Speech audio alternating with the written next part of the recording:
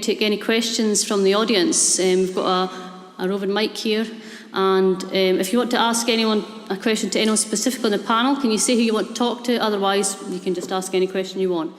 Great to see positive views of Scotland, and my business is Orchid. Our byline is to help you flourish, so we work with hundreds of people on self-help, self-empowerment. However, I also think you do need to convey, independence or not, some of your drives, some of your ideas. I thought this with Robin and Lesley, very interesting, very pertinent, but you do need to galvanise the Scottish Government. So that also needs to be done, as well as empowering people individually. Very much related to creation, I know you said about wealth creation, etc., but we need to still in this country, and part of our work, although it's with businesses, is also with young people. We've worked with people leaving universities, schools, with the boys in Polmont who've come from harrowing situations, but working with young people through a business in Edinburgh from charities this summer, it still is pitiful. We have far more to do to provide them with self-help, the resources, the jobs that they need.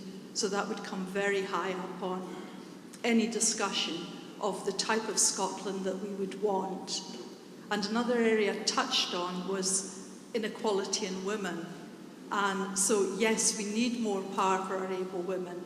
Not just, oh, let's please Lord Davis and get some non-executive women on the boards, but right across the board.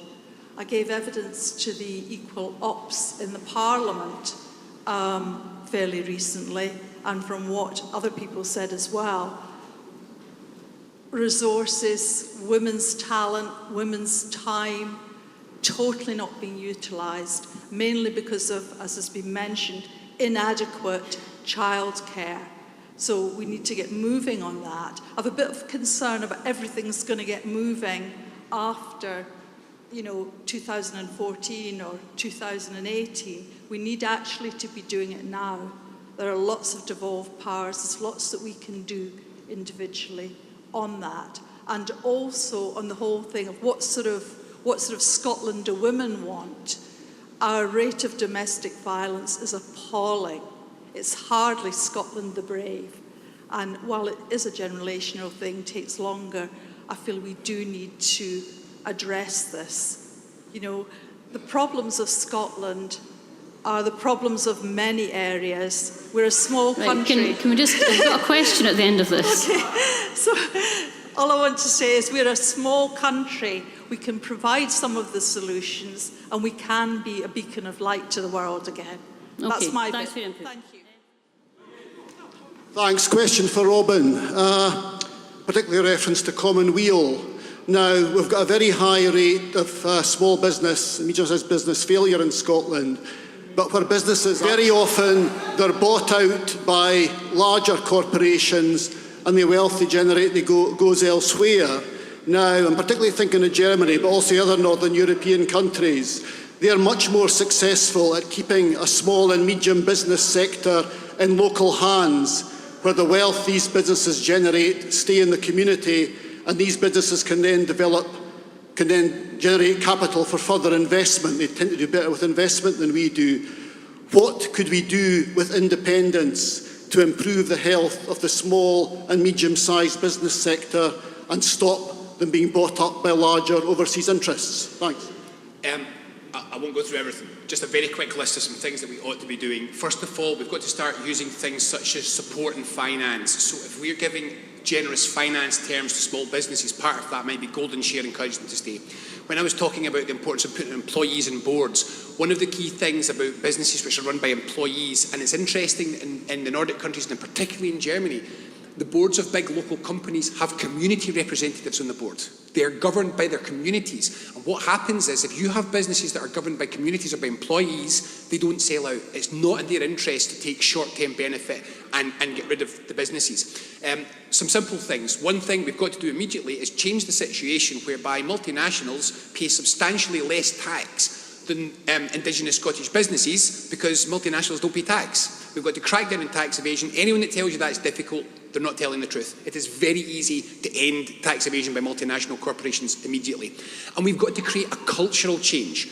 In this country, we still get a bit obsessed with that Dragon's Den fetishism of how much can I sell my company for.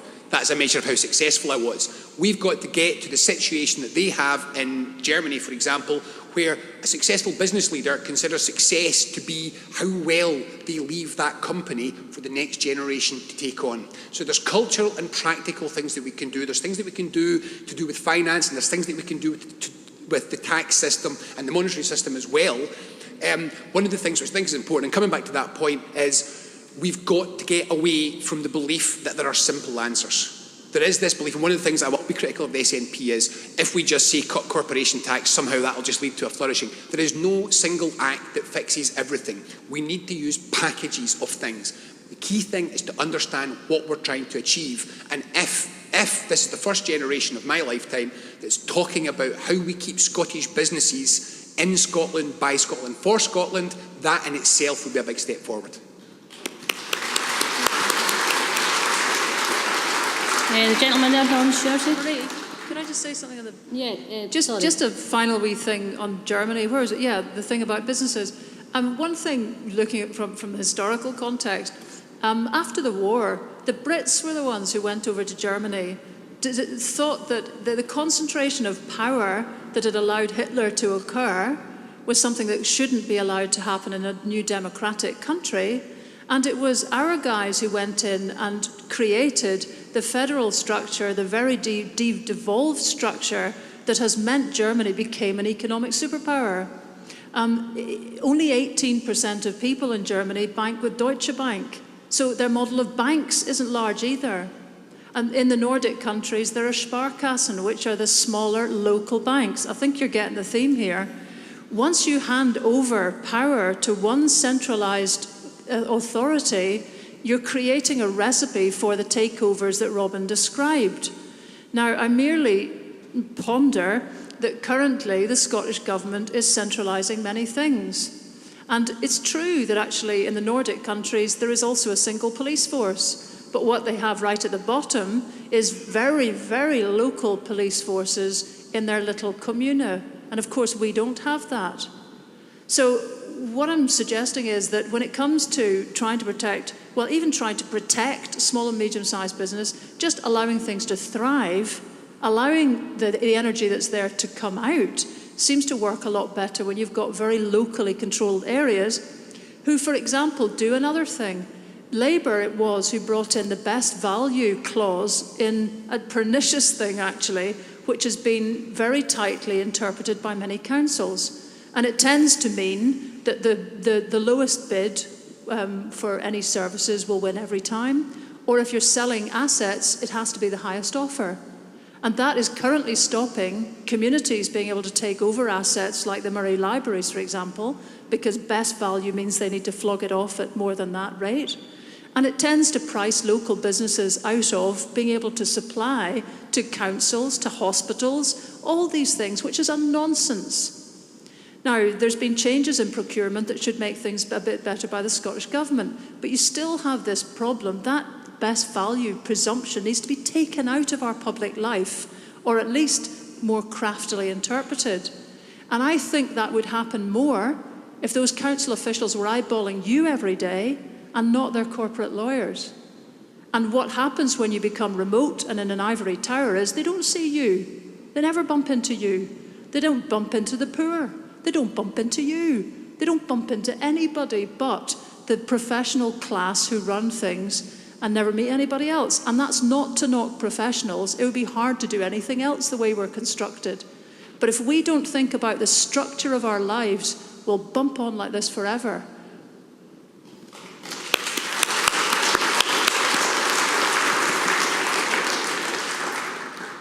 Hi there. I've got a little bit of reading, should only take about 3 minutes. I've got 3 questions which all come under the umbrella of economy, money and financial reform. I did ask similar questions to John Swinney a couple of years back at Adam Smith Centre, and I didn't get what I thought was a gratifying answer. So here goes. With an independent Scotland established, how do you see that Scottish Government addressing fundamental issue of issuing of money and changing monetary policy for the benefit of the majority. I'm talking specifically about the generation of money and its control. And I'd like to just quote, "Let me issue and control a nation's money, and I care not who writes the laws." At the moment, the majority of countries and their populations are experiencing the hardship of imposed austerity measures, which appear to have risen out of the banking crisis of 2008. The issuing of money is presently done through private banks, for example, Bank of England, Federal Reserve, whereby we are charged interest. Is it possible for governments of this day to take back the right to print their own money? Will the new independent Scottish Government do this? If not, why not? Another quote. "This House considers that the continued issue of all means of exchange, be they coin, banknotes or credit, by private firms as an interest-bearing debt against the public should cease forthwith. That sovereign power and duty of issuing money in all forms should be returned to the people and then put into circulation free of all debt and interest obligations." That was tabled as an early day motion in the Houses of Parliament. As I said earlier, I asked similar questions to John Swinney at a Q&A meeting at the Adam Smith Centre more than a year ago, and unfortunately his answer did not address any of my questions, and his reply to a further email I sent contained a copy of the I think it was the Vicar's report on banking reform, which was as difficult to digest as a small print on insurance policy. My final question, will an independent Scottish Government implement fully a present-day form of the Glass-Steagall Act, whereby commercial high street banks are clearly and absolutely prohibited from participating in the investment banking business?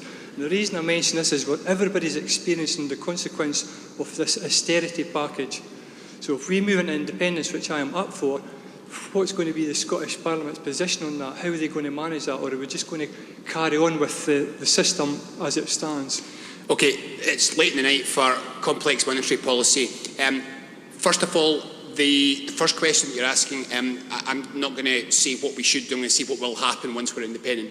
Within 5 years, maybe 10, an absolute outside, watching sterling, we're going to say this is not well managed. It's not well managed because we run it as a dirt cheap currency, which is really only good for financial speculation. It's difficult to explain this in a minute, so I won't. But it's just to say that the way that we manage our money favours those who want to use it for speculative gain, and it's very, very bad for those who want to use it for productive building of things.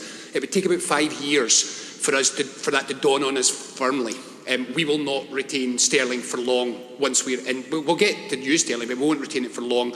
In terms of what we do for debt things, we do have to be careful. Fiat currency, the printing of money, is a very, very powerful thing, but if you use it willy-nilly, it does cause problems. When I was saying earlier on that we want to be able to take energy back into collective ownership because it will take 20% off the energy bills, that's because if the way that the currency is managed is well regarded, borrowing costs are very low. So some of the debt write-off options and some of the things that you can do with the fiat currency harm other things that you'd want to do. So there's a straightforward play-off between these things. And on the question of austerity, anyone who pretends that austerity is an accounting or a finance issue is telling you a lie.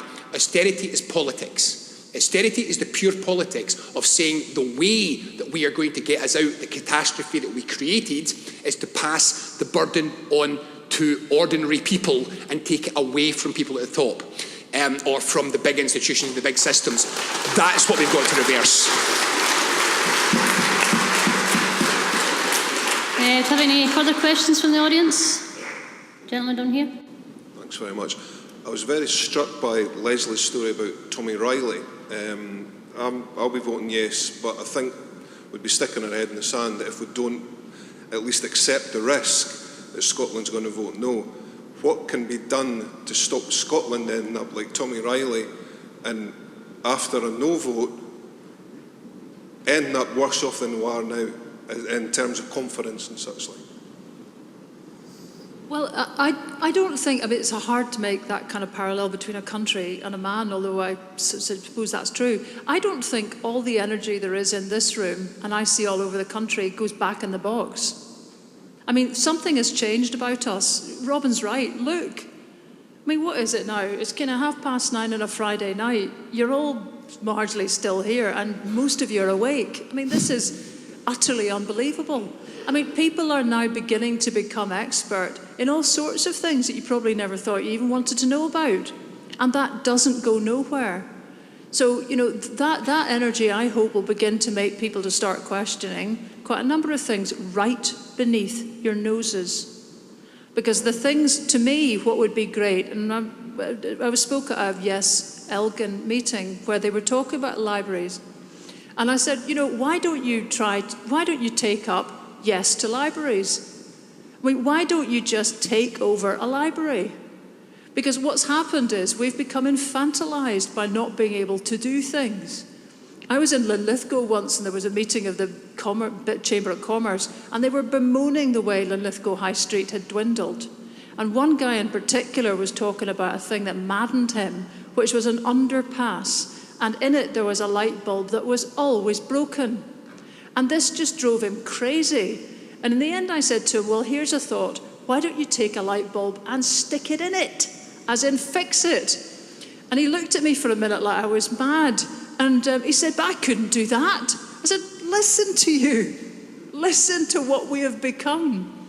And for a minute he thought, well, I suppose I could. And then he thought, no, they'd probably do me for attacking council property. And you know, he could be right. But actually, personally, I don't care. I don't care anymore. It's the reason I left the BBC. It's the reason I've said I'll vote yes. Because it doesn't...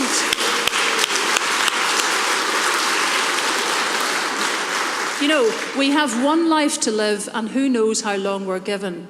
And I want to see change in my lifetime, by which I mean change of our capacity to work with one another and an awareness, that wonderful moment that I've been lucky to have in my life, where I've seen people in communities, West Whitlawburn, Tommy Riley, Egg, particularly Egg, where you wouldn't believe, the people wouldn't believe they had the capacity to run something, and their understanding of themselves was transformed. Now, that can only happen when you're able to do something practical. I'm a great believer in it. And that's not a big abstract principle. It needs things to be happening in your neck of the woods. And that is happening. There are development trusts who are running everything from libraries to little wind farms to bridges to pubs. There's food cooperatives being set up everywhere. There's transition towns. All of these are people beginning to take on some of the heavy lifting. But the danger is that what will happen is people will burn out. We are placing on people's shoulders all sorts of voluntary responsibility. Thank God for it. Otherwise, you know, the likes of Marie, otherwise we wouldn't be here tonight. And that's great. It's a characteristic of Scotland that because our structures are wrong, our voluntary capacity is superb and will burn out. And what we should have is a society whose structures fit us. We shouldn't always be trying to fit ourselves to things that are like our great-grandfather's big coat that doesn't fit. We need things to fit our communities the way they are. And those people who are currently the valiant community activists holding the ceiling up would be the municipal councillors in any normal social democratic state. If that's not what we're going for, I'm not interested.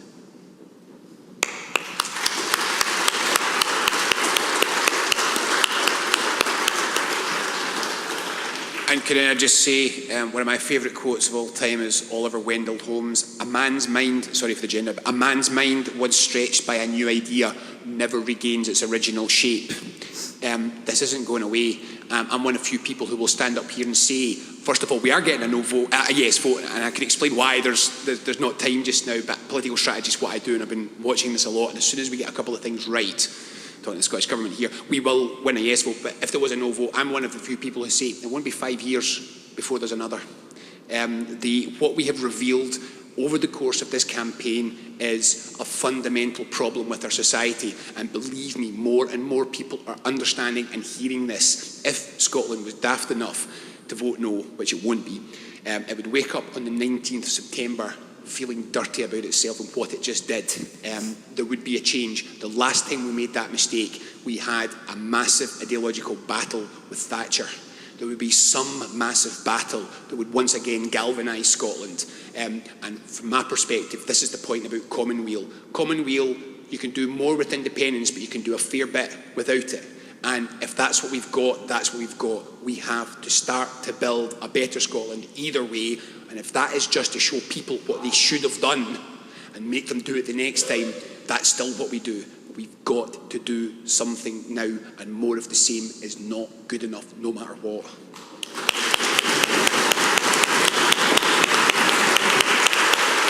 Probably any other questions from the audience? Gentleman over there, lad.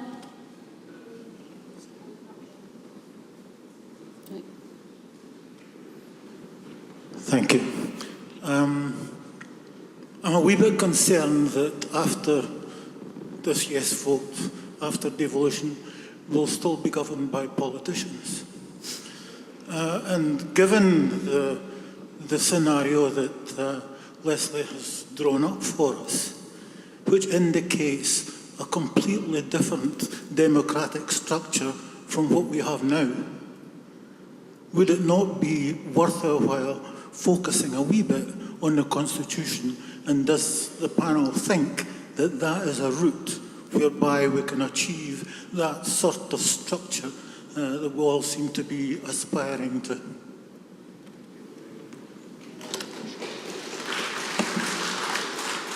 A written constitution will be great and it'll be very helpful and be a big step forward. But my day jobber was a political lobbyist, which means I know that politicians are never what you wish they were, but equally they're absolutely more than you often think they are. It's unfair just to say politicians get stuck in a system, and part of the problem is the system that they're stuck in. Our civil service kills a lot of what happens because it is a London-controlled civil service. We can change some of these things. However, I do share that concern. I just have never believed in the autopilot theory of politics. And that's one of my worries about how people are talking about the Constitution. Yes, we need one. Yes, we should have one. And yes, it can make a difference. But the simple truth is, countries do not run themselves. You do not reach a point where you can legislate or create the structures and press a button and go away and have a cup of tea. You have to get up every morning and work to try and achieve the things that you're talking about, and accept that that's the only way you can do it. You can write constitutions and you can create systems, but it's run by people. The key thing is, let's make it us, a big collective us for a change, rather than them. That's the model that we need to move to, and this decentralising model and some changes in practice can do that, and so can the Constitution. I just don't believe that we should put too much faith in a document. We should put a lot more faith in hard work.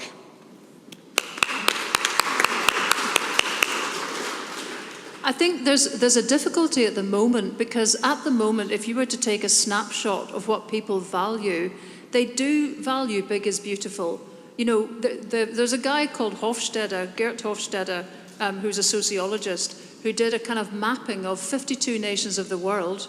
I won't go into how he managed to do this, but through their attitudes, he classified them in different ways. This was about the 1980s. And he had the most feminine countries were the Nordics, and Britain was about 54 on that. It was a fairly masculine country. Now, by this he didn't mean women run things or men run things. He meant this. He meant that in feminine countries there was an interest in where the average was, and in masculine countries there was an interest in where the elite was. Now, you can readily understand that Britain is quite an elite country, because after all, we're all sporting superstars, aren't we? Because we won 12 Olympic medals last year, when we quite evidently ain't. What we need to get to is more of an understanding that it's where the average is that you need to shift, and that's what the Nordic nations intuitively get right. We're not there yet. This thinking about decentralising our lives is not popular. If I went out tomorrow and tried to stand on this platform for election, I'd get 2 votes if my mum was here. You know, you don't miss what you've never had. And in many circumstances, what's needed in a situation is not what seems readily apparent. We have become power junkies, so we want a big man standing up there telling us it'll all be okay. We want somebody standing at the middle who says, I can outwit everyone. We are in the big man territory. We always have had that tendency. Now, to go cold turkey in time to write a constitution Don't think it's going to happen. And if somebody wants to nail down exactly, which I think is probably a good idea, to nail down what's fair and a good structure for Scotland, it should be after a period of some fluidity where we have the chance to question, seriously question, what's I been? But that's hard. It's hard to imagine what you can't visualise. So I think the danger of trying to have something now is partly that it wouldn't give genuine weight to local. I'm trying all the time not to say localism because David Cameron's got his damned hands on it. But too much has been tainted in the local field for it to be automatically something people would rush towards having. So that's one worry. And the other worry is that it would be run by professionals and probably a bunch of lawyers. Now, there may be some lawyers in the room, that's not to dig them up, but it's not their ball. You know, when it comes to how things should be done, again, there are inspirational examples. The Icelanders set up a constitutional convention of people who nominated themselves and were voted for online. And there was all sorts of people in there, including a couple of lawyers. I'd like to think we could move there, but equally, we are so hung up with status, we won't do that either. So if you want a constitution right now, I can tell you what you'll get. It's outside the door. It's what we've got. And what we've got isn't fit for purpose. So let's consider, this is not nothing to consider a new idea. What we do, we're grabby. Because we think the chance may never arrive again, we try to grab opportunities quickly and think, what can we get tomorrow? What can we do with this? How can we make it happen? We need to consider these changes this time because grabbing has not got us the best answer. We need to really sort of start considering what a better society would look like. So soon, but not now, I'd say.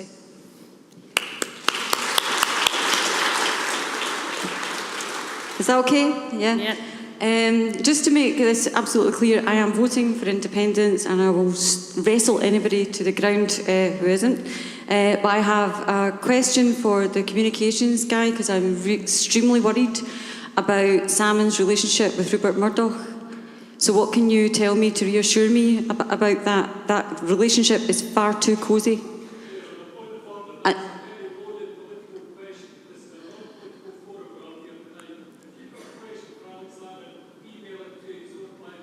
No, I'm sorry, that won't do. That won't do, there's too much at stake, I'm very sorry. The second question that I'd like to ask is about our relationship, our potential relationship to the war machines of America and Britain. What will our relationship be to America and to Britain? Ross, do you want to give a quick answer to? I know. We don't have orders. We don't have orders. We can answer, we cannot answer, and that would just be the thing. I think that the SNP government has done a lot of wonderful things. I think there's a couple of unfortunate things. I think the sense of the Murdoch stuff was unfortunate and not helpful. Partially some of the Trump stuff as well. This is the nature of politics. These people spend lots and lots and lots and lots of money trying to make politicians beholden to them. We need to address that, and we shouldn't have people like, let's be clear about this. There's one way we can make sure that no Murdoch exists, and that's have the capacity to set our own press ownership rules. So my response to that is, let's not bash Salmon, let's bash Murdoch and make sure there isn't somebody there who can do that again. And in terms of the American war machine, the key thing to be is not part of Britain. That's the number one thing that you have to address if you want to get rid of being the American defence establishment. We've got a paper coming out in a week or two, and it's not actually about defence, but it's about this idea of international relationships. This is another British thing. We don't really know what goes on. We still assume that everything is being operated on the power of large multilateral, multinational negotiations. What we're not really aware of is this actually broken down. The WTO, the capacity to manage the world behind closed doors by the US, ended. And the group who ended it were a collection of Latin American states who got themselves together under the name Mercosur and said, no, enough. We're not continuing like this. We're not going to allow US commercial interests to dictate international trade rules. One of the aftermath of that is the international relationships are largely, they've gone back to bilateral negotiation. which is actually a good thing. It's a positive thing if we can start to do this. So one of the things that I would say is not only get away from the chinless wonders of Whitehall, who believe fundamentally that the US is our future. So get away from them and then start to look for other partners. What could we do working with the Nordic countries? What could we do working with Mercosur? What could we do working with some emerging economies in Africa? What could we do to change global attitudes through creating our own relationships and not just trotting along behind big brothers, which is what we've been doing for our entire existence? Right on Loch Lomond, where me and my true love spent many happy days, on the bonny, bonny banks of Loch Lomond, who sadly parted in yon shady glen, on the steep, steep sides of Ben Lomond, where broken heart knows no second spring. Resigned we must be while we're parting. You'll take the high road and I'll take the low road, and I'll be in Scotland afore you, where me and my true love will never meet again, on the bonny, bonny banks of Loch Lomond. You'll take the high road and I'll take the low road, and I'll be in Scotland afore you, where me and my true love will never meet again, on the bonny, bonny banks of Loch Lomond, on the bonny, bonny